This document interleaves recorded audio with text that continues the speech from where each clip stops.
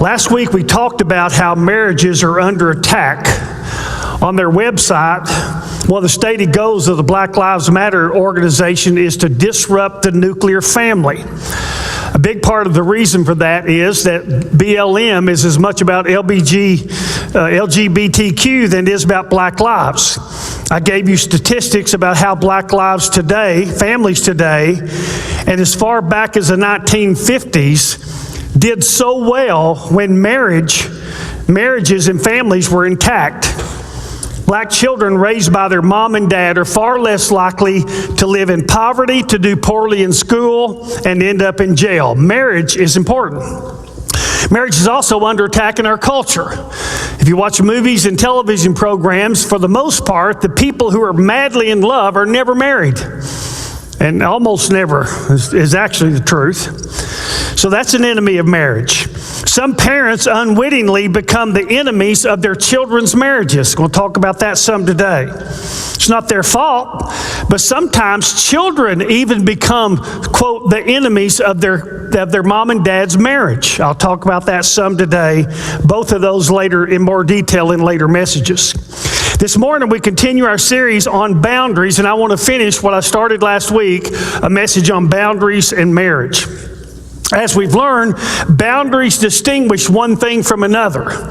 They distinguish people. Our first boundary, skin. So I know where I stop, where you start. They distinguish relationships. They distinguish property, money, more.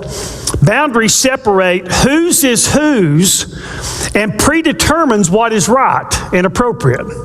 So I want to begin this morning with some worthwhile review to catch us up. It's stuff we really need to hear a lot of, so I'm not apologizing for saying some of this again. You need to hear this again. So in your outline, boundaries review. Number one, we were created by God, for God, and our lives are to be about God. I came from Him. I'm going back to Him to give an account to Him of what I did or did not do for Him. And we've illustrated this in a circle. I guess we have our circle today. Maybe we'll get one on the side. We illustrate this in the core circle of your life. Only you and God belong in that circle. Now, number two, we're to get our identity, value, purpose, and fulfillment or happiness from God. My identity is determined by who God wants me to be. My value is determined by who made me, what He thinks about me, and what He's done for me. If God would punish His own Son, send Him to hell to pay for your sins, how much does He care about you? What kind of value does that give you? My purpose is determined by what He wants me to do for Him. My fulfillment, my greatest happiness can only be found in a right, growing, thriving personal relationship with God. So I'm supposed to get value, identity, purpose, and fulfillment from Him. If I don't get those four things from Him, I try to get them from other sources, people or things who cannot give them to me. They can give them to us for a while. We can get infatuated with somebody, and for a while they'll seem to, quote, do it for us. But eventually it won't do it for us. Why? Because your heart longs for something, needs something no person or thing can give you. So in your outline it says, if I don't become enough in Him, I will search for more in people and things that can never give me the more that I long for. I did a message on how to be enough. Now here's number three. Being married is something I do. It's not who I am. My identity is not the fact that I'm married. I don't have value because someone would marry me. My purpose is not to be married, and marriage is not to be the place that I get happiness. It's supposed to be the place that I give happiness. Under that, I was not made for my mate, I was made for my maker. I do not belong to my mate, I belong to my maker. My spouse is my partner. She is not my slave. In some cases, you can say he is not her slave. We're not made to be ruled by them. We're made to be ruled by the Lord. I do not live for my mate. I live for my maker. I live with my mate, but I don't live for my mate. I live for my maker. Now listen closely. Living for my maker determines how I live with my mate. It's completely shaped by that. And then I put in your outline, no one belongs in our circle but God. In our circle, the marriage circle, which is the second concentric circle. And the core circle, me and God. Nobody else belongs there. The second circle, if I marry, is me and my spouse. Nobody else belongs there. That's what this message is about.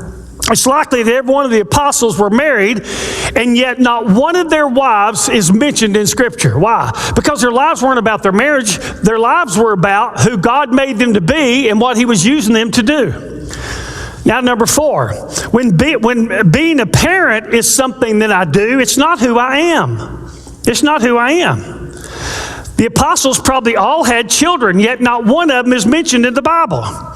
Marriage and children are chapters in the books of our lives. They're not the main theme. The main theme is who God made us to be and living out, discovering, experiencing the life God made us for. Our lives are to be about our relationship with, our walk with God, not about our marriages or the fact that we do or do not have children. Now listen, God made Adam without Eve so that Adam would know first and foremost he belongs to God. He's God's person. Then He makes Eve, but there's no children yet. Why? So that Adam and Eve would know that next to their relationship with God, their top priority would be each other. The children are going to come later. Now, last week we started talking about the sacred circle of marriage. And I talked about in number 1 under that other people do not belong in our circle.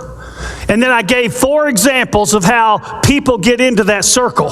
And I want to share those again with you kind of in a sped up way and very briefly. Exodus 20 verse 5, God says, this is in the 10 Commandments, I am a jealous God. God is perfect. So being jealous is right, not wrong, at least for Him. Now, why is it right for God to be jealous? His jealousy isn't about emotional insecurity. It's about boundaries. It's about protecting what is right, what should be protected.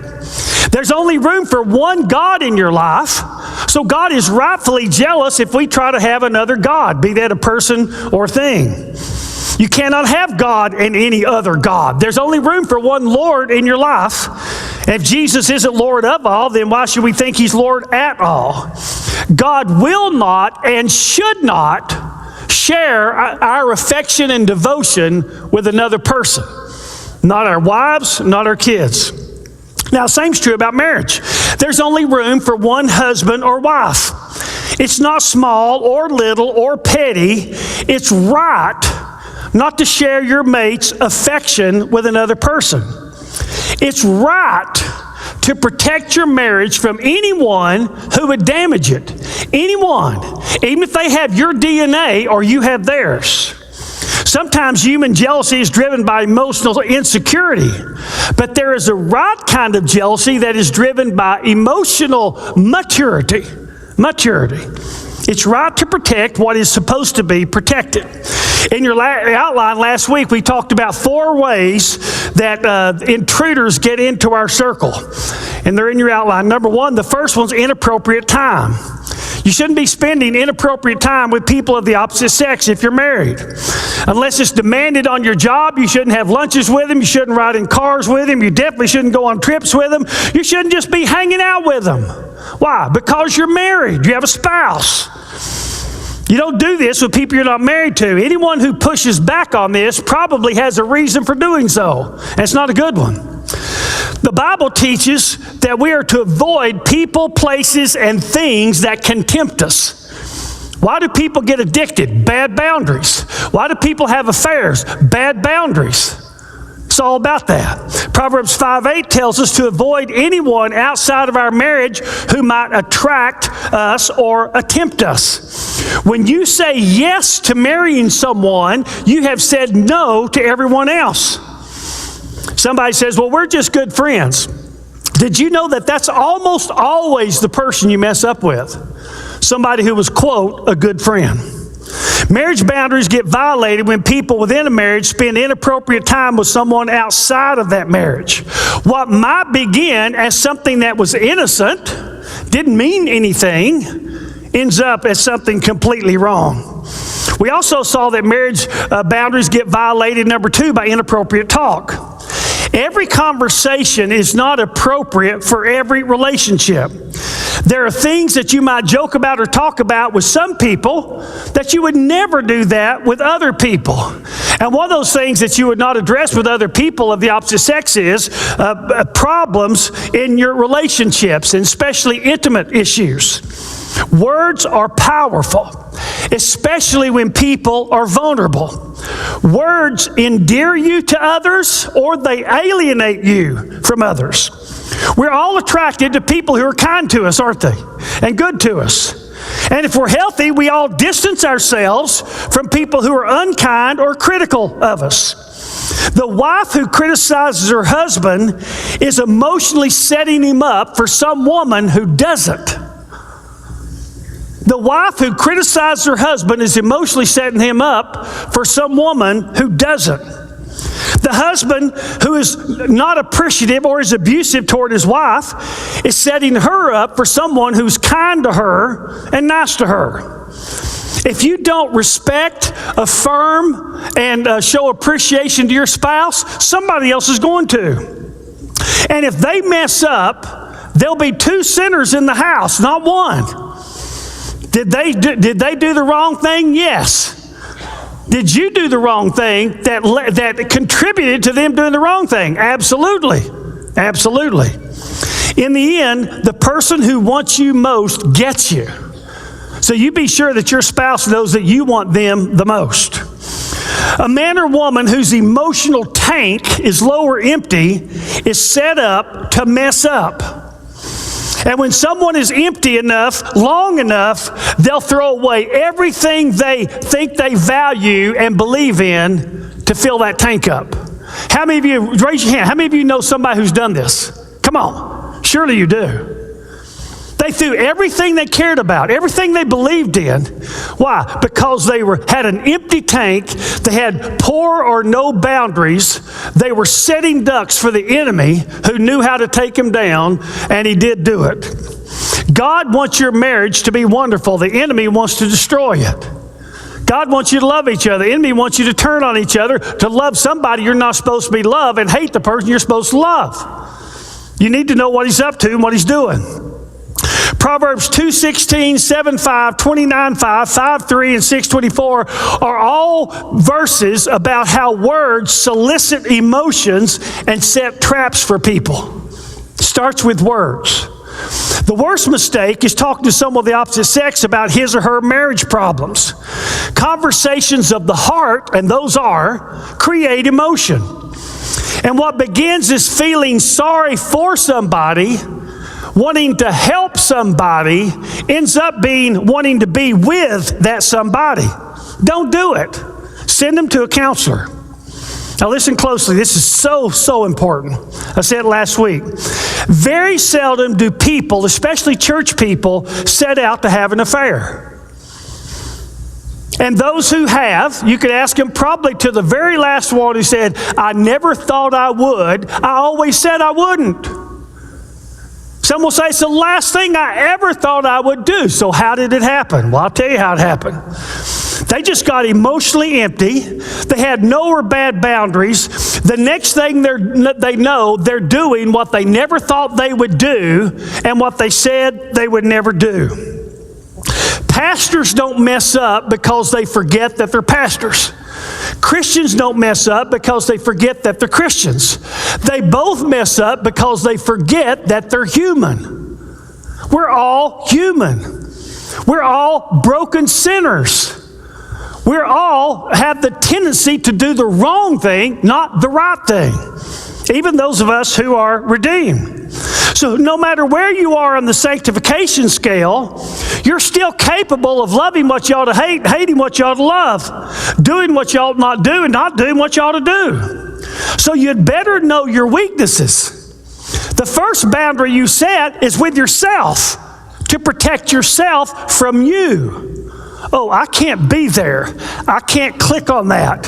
I can't go in that store. I can't do that. That's the first boundaries, the ones you place on yourself. The enemy knows your weakness and he will exploit it. According to Proverbs 16:18 and 1 Corinthians 10:12, the person who's convinced that he won't mess up is the person most likely to do so. Let him who thinks he stand take heed lest he fall. A good boundary is better than strong willpower. The person who thinks he won't and is sure that he won't because he thinks he's got the power not to is in a lot worse position than the guy who just sets a boundary, says, you know, I'm liable to, so I'm going to set a boundary so it can't happen. Inappropriate talk almost always is the gateway to inappropriate behavior. Almost always. Now, number 3, there's inappropriate touch. As was the case with words, inappropriate touch violates marriage boundaries. As some are verbally starved for affirmation and appreciation, some are physically starved for touch, especially loving touch. What was supposed to be an instant hug ends up becoming more. A handshake, a pat on the shoulder, an accidental touch, all of a sudden is too meaningful. Paul warns against this in 1 Corinthians 7:1-2. Be careful when you touch someone of the opposite sex. It might mean something to you that it doesn't mean, it might mean something to them that doesn't mean to you, and vice versa. So somebody does something, you didn't think much about it, but they did. They did. The verses after that talk about the duty of the spouses to make sure that their mates' need tanks stay full. If you don't know what those verses are, you need to read them. So begin with verse 3. If you love someone well, the likelihood of them messing up greatly diminishes. Now stop. Does that mean it can never happen? No, it can happen. Because see, when somebody messes up, it's really not so much about the marriage as it is the broken person in it. A healthy person in a bad marriage won't mess up. An unhealthy person in a very good marriage could mess up. Well, how are you going to keep that from happening? Well, you're going to have boundaries. So these boundaries get violated by talk, by time, by touch. Then number 4, we talked about inappropriate thoughts. Just as we're to be singularly devoted to God, we are to be singularly devoted to our spouses. This is true physically, it's true emotionally, it's true mentally. Fantasies about what it would be like to be with somebody else damage relationships. They stir feelings. See, in a fantasy, you can paint that person to be anybody you want them to be, and they're always just about perfect. And what we end up doing is comparing the reality of this man or woman we know, which is flawed, pretending that this man or woman we don't know has no flaws. Just ain't so, guys. What you end up doing is you compare your spouse's weaknesses to this person's strengths. But you know what? Everybody's got strengths and weaknesses. It may turn out that this person's weaknesses with the strengths are far worse than the person you're with. I told you before that 70% of people who divorce and remarry regret divorcing the first time. And that's one of the reasons why. In Matthew 5:28-30, Jesus condemns fantasizing about being with people you're not married to. Mismanaged thoughts cross mental boundaries, which lead to crossing emotional boundaries, which lead to crossing physical boundaries. My thinking was wrong, so eventually my feelings were wrong, so eventually what I did was wrong. Violating marriage boundaries hurts the marriage, the two people in it, the children, the parents, the church, the friends, and by association, it hurts people's perception of God if they think you're a Christian or you've claimed to be a Christian. Besides that, there's not much wrong with it. Now, being facetious, it's awful.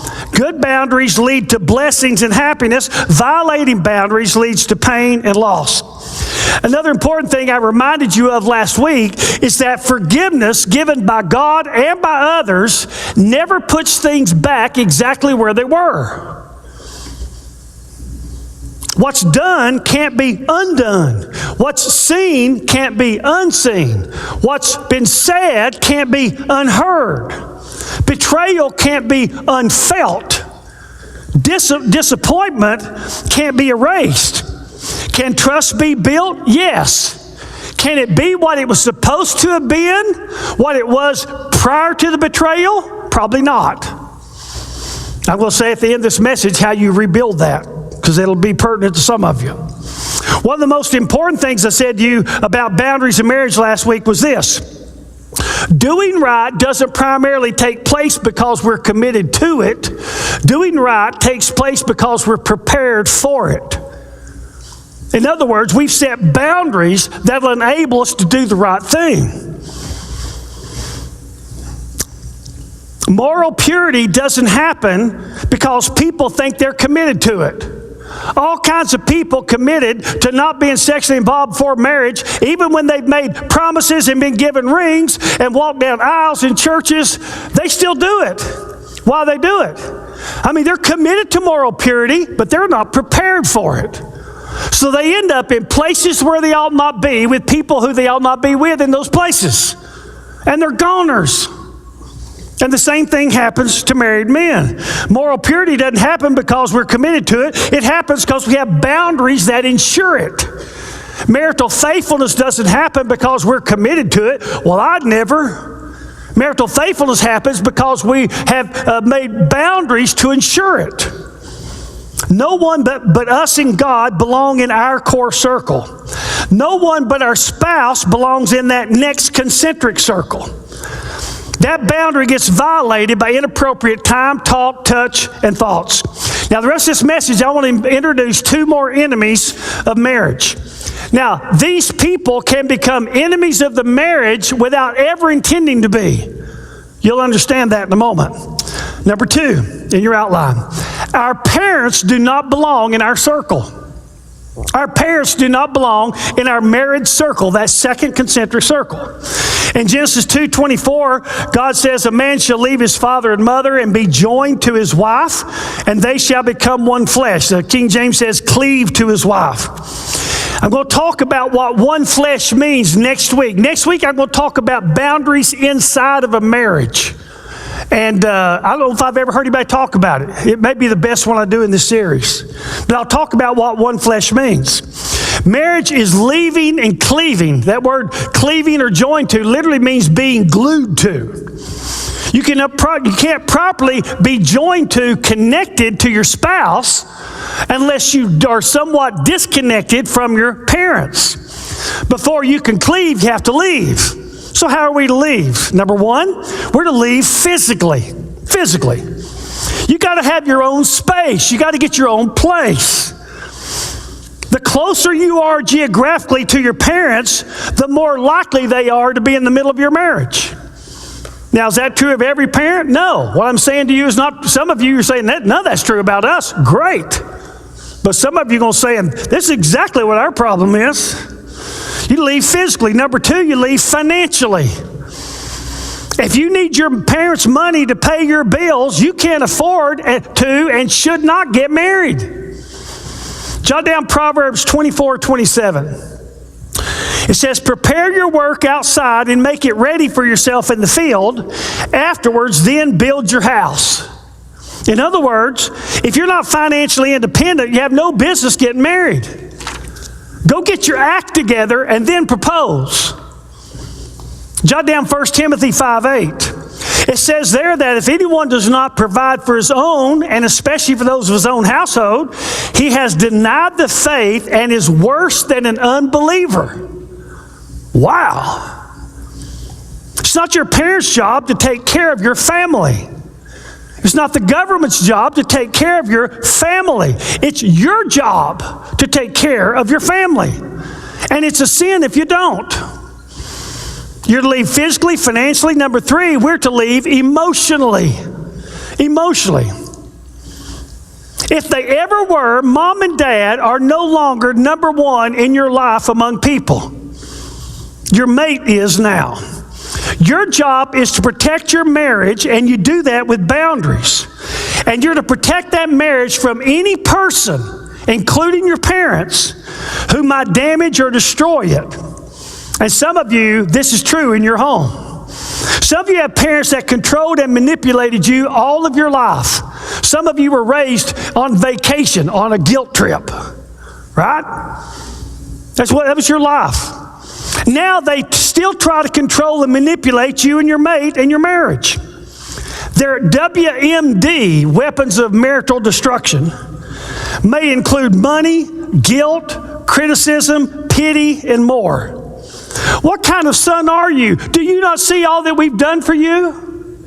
If you don't do this, we're going to put you out of our will. If your parent says that, say, please do, and goodbye. It's better to have your dignity than their money. Please do, goodbye. Do you understand what I'm saying about? And of course, they'll think you're horrible. Why? Because when a healthy person meets an unhealthy person, the unhealthy person always thinks the healthy person is the unhealthy person. Always. If you're one of these people with one of these parents, you got to set boundaries to protect you from them. If they continue to violate those boundaries, you got to disconnect entirely from them. If you're willing to do this, if you're unwilling to do this, you can never cleave because you never left. You can never become one with your spouse because you're still one with mommy and daddy. If your fiance is unwilling or unable to leave, don't marry him or her. Thinking that you can fix him, her, them is a fantasy. Abandon ship. It's amazing how many people, especially women, who think that if I can get a little band of gold on a man's finger, then he'll become everything I ever dreamed of. Let me warn you, when you get that little band on his finger, he's going to become worse than you thought he was. He's probably going to be improving from that moment. You're going to be discovering him from that moment. Because that moment, he doesn't need to try to impress you, he thinks. As you're going to find out who you really got, so you better find out who you got before you get it. Number 4, we're to leave mentally. Mentally. Listen closely. And by the way, none of these things apply to my children, just yours, okay? I'm kidding. You need to leave mentally. You need to become an adult before you decide to get married. An adult. And you need to make sure that the person you're marrying is an adult. The divorce rate for people who marry below the age of 27 is huge. After that, not so much so. You know why? Because it takes a while to figure out who you are. I mean, how do they know who they're marrying when you don't know who they're marrying yet? Because you don't know who you are. You don't know what you really want, what your life's really going to be about. It's been cool to be in church with youth group and at the church. Are you going to feel that way in 5 years? So you better become an adult before you decide to leap into marriage, and you better make sure that you're marrying an adult. How do I know? One of the ways I know I'm an adult, because I've learned to think for myself. My parents no longer mentally control me.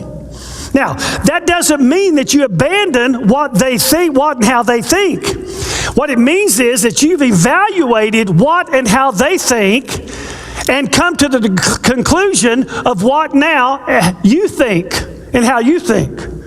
Does that make sense? If you have good, smart, godly parents, then you should still think like they think. But now it's not how they think, it's how you think. You no longer think that way because they do. You think that way because you do. Do you see the difference? It's kind of like, if you remember the story at the woman at the well. The woman at the well went back into town, told them about Jesus, and then eventually Jesus came to town and they met him. It says there that we initially believed because of what she told us. Now we believe for ourselves. That's the difference. It's one thing to believe and be controlled by what mom and dad told you. It's another thing for you to understand what they said, why they said it, and then you adopt that. This is who I am. I will think this way even if they change their minds. This is who I am now. This is what I think. You're not to think like your parents just because they're your parents. Listen closely. You're not to think like your mate just because he or she is your spouse. These are both mental boundaries. You're an individual walking with God in your core circle, learning how to think mostly from Him. I'll address this more in a later message. I said this earlier. To protect our marriages, we have to protect ourselves from all the enemies of it. Sometimes that enemy is someone of the opposite sex. Sometimes that enemy is a parent who won't let go of a child, or a child who won't let go of the parent. It may be the parents are great, but the daughter can't let go. The husband can't quit being mama's boy. And so there's really no problem with the parent. It's a problem with the person in it who won't let go. It's not the parent's fault. It's the husband or wife's fault. The parents are great, but the spouse is codependent. The parents aren't the problem. The mate is. Other people don't belong in our circle, even our parents. Now, number 3, our children do not belong in our circle. Honey, get the car running. I'm going to need to make a quick exit after this one. In America, more probably than any other country in the world, children have become gods. They determine what we do and how we do it and when we do it. What they want, they get. In fact, we go to church where they want to go. So the youngest people in our families decide what is right for God, that God wants us to do. Am I in the right room?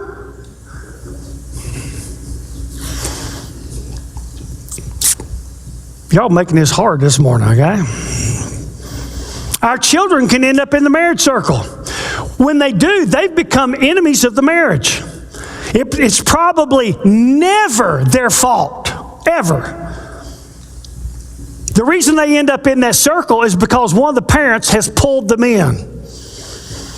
Over all these years of ministry, I've seen this happen a number of times. When a mate gets unhappy, what does he do? He goes to work. At work, he's appreciated, he feels adequate, he's valued. Rather than getting criticized, he gets affirmed. When a woman gets unhappy with her marriage, she typically pulls her children into the marriage circle and pushes her husband out into the next circle. Her time, energy, and affection gets spent on them, not on her husband. And so now the husband is competing with his children for his wife's affection, and he's losing. Now, I've seen this. I can't tell you why it happens, but I can assure you it does. And some of you have seen this. Some women have children, and when they do, they forget that they're wives. And their entire identity becomes mother. They forget that they have a husband. A woman becomes the mother and she forgets. Her children's needs gets top priority. Her husband gets neglected. It may have happened somewhere sometime, but I've never seen this happen with a man pulling the children into that circle. It probably has happened. I've just never seen it. I'll talk about this a little now and more in days to come. Know for certain that when a mate replaces her husband in the marriage circle with her children, it's bad for everybody.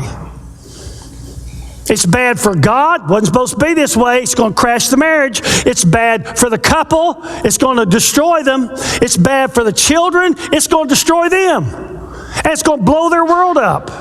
It's bad for the church because somebody's going to get it and the other one's got to go down the road. It's bad for everybody. The children pay a price. The mom who forgets that she's a wife lives beneath what God meant for her to do. Remember how we got here. God made Adam without Eve so that Adam would know that he's primarily God's person. Then he makes Eve with no children so that they would both know God is first in our lives. We are second. Whatever comes next will be third. And what came next was children. And when parents began to look to build their emotional nest in their children rather than their marriage, it's called codependency. And when codependency takes place, whatever the reason, then the marriage circle's in trouble. Now, I want to give you some observations about codependent parents. I want to prove my point that I've just made. Number one, we're never told to be one flesh with our children. We're never told to be one flesh with our children. Physically, that would be incest. But if a husband or wife seeks to get his emotional needs met by his or her children, what that parent does is commit a sort of emotional incest. I've seen it, and it messed everybody up. Crashed the marriage, screwed up the kids royally. Don't do it. Number 2, loving God and your mate more does not mean loving your children less. Loving God and your mate more does not mean loving your children less. I'm not talking about not loving your children. I'm not talking about loving them less than you do now, if it's real love.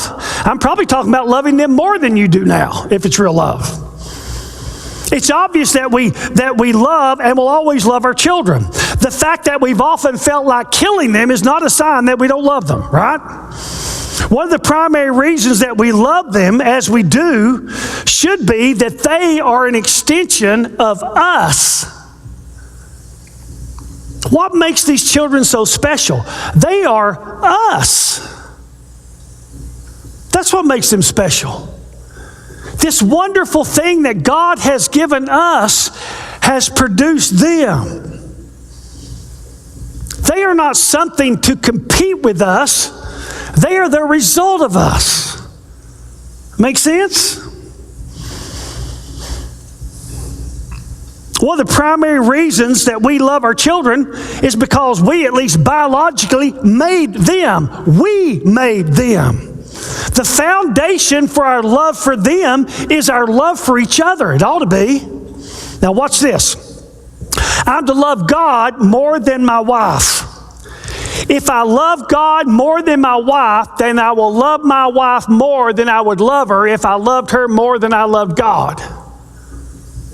Did you get that? I'm to love God more than my wife. If I love my wife more than I love God, then I will love my wife less than I would if I had loved God more than her. Similarly, this is true in a similar way with our children. It's loving each other well, our marriage being great, that produces this enormous love for these offspring. They are us. That's what makes them special. More than they are them, they are us. When the order of things gets messed up, people get hurt. Now, number 3. Children get their security from how much their parents love each other, not from how much their parents love them. That's where they get their security. All kinds of studies have been done on this.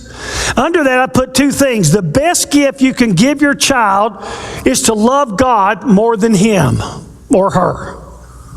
Love God more than him or her. If you don't do that, they are God. They are your God.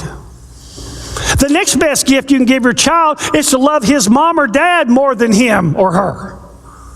You say, if my children thought that I loved their father more than I loved them, it would emotionally damage them. No, it wouldn't. It would make them really healthy. At least it would help.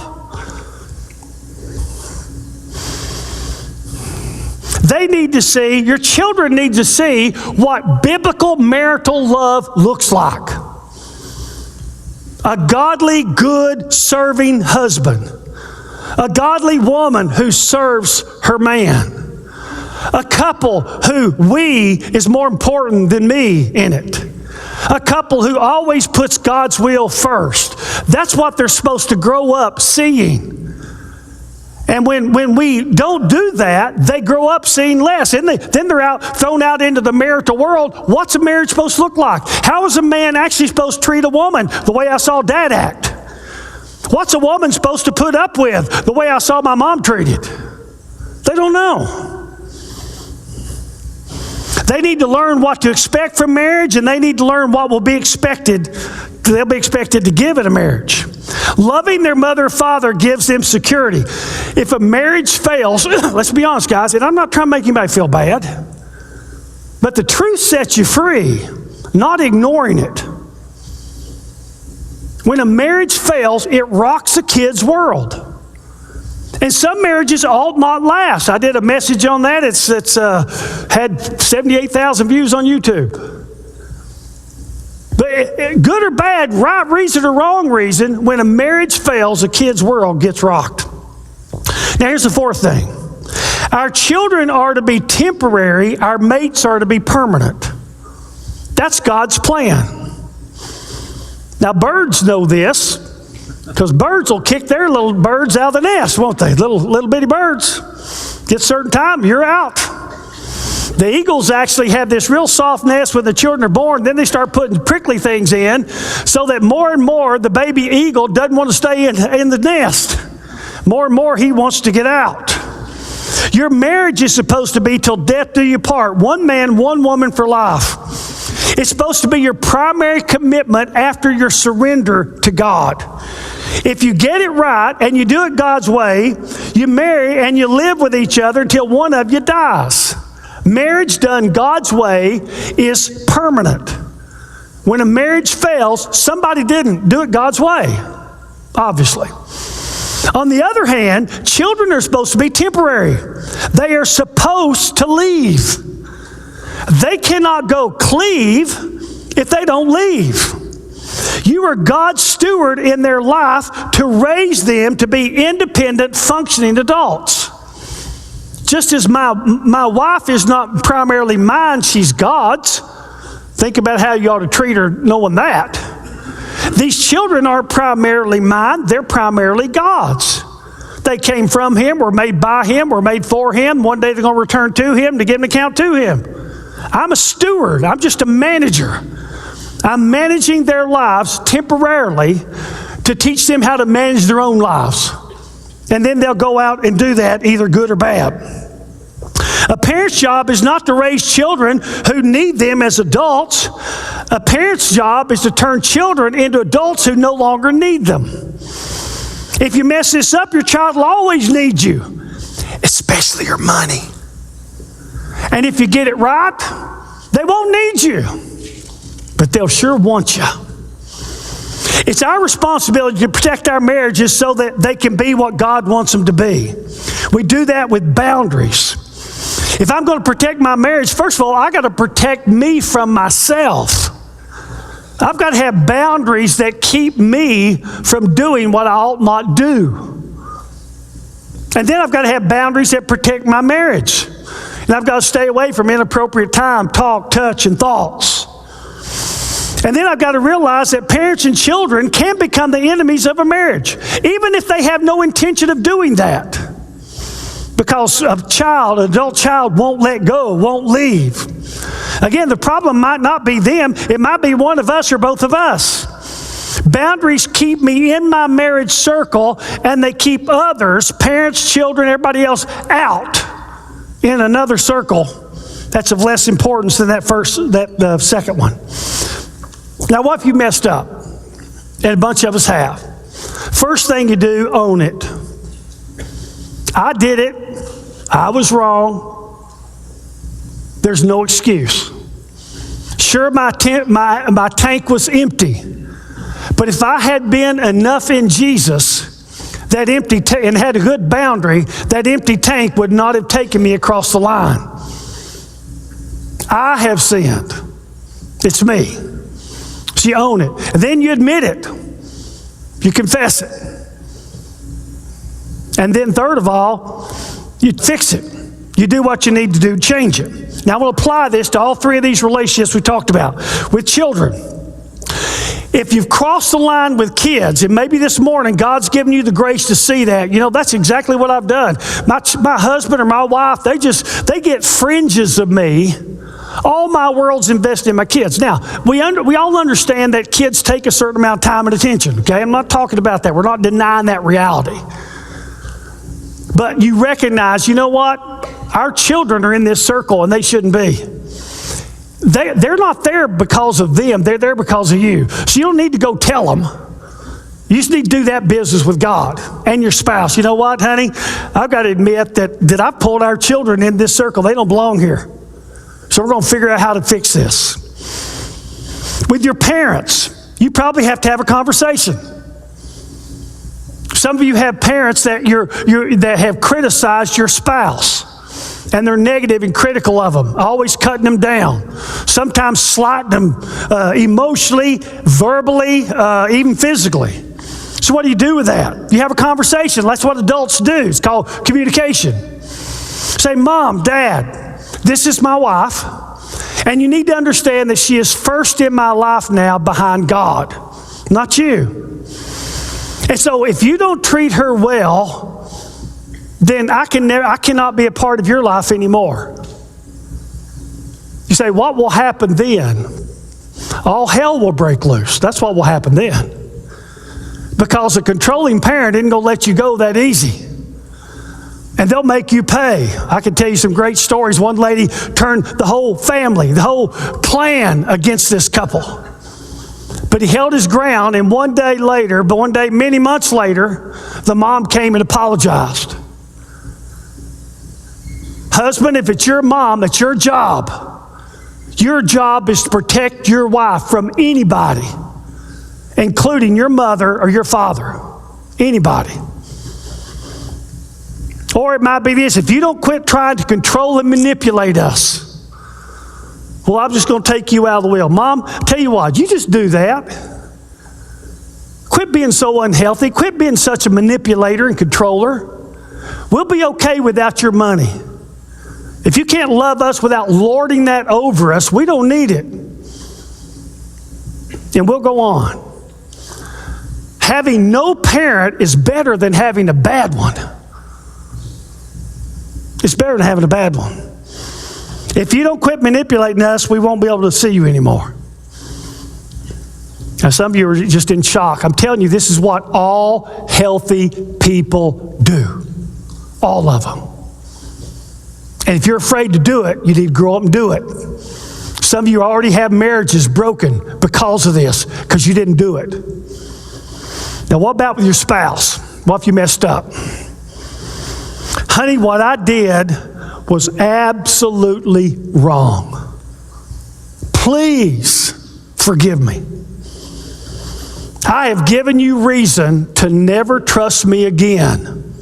You're owning it. You're not making light of it. You're not placing some blame. Well, you know, my tank was empty. If you'd have been better to me, I wouldn't have felt that way, and I wouldn't have been so vulnerable. If you're going to have that conversation, you might as well forget it. You're just going to start another fight. You completely own it. I was wrong. I've given you every reason not to trust me. But if you'll give me the chance, I'll spend every day the rest of my life trying to give you a reason to trust me again.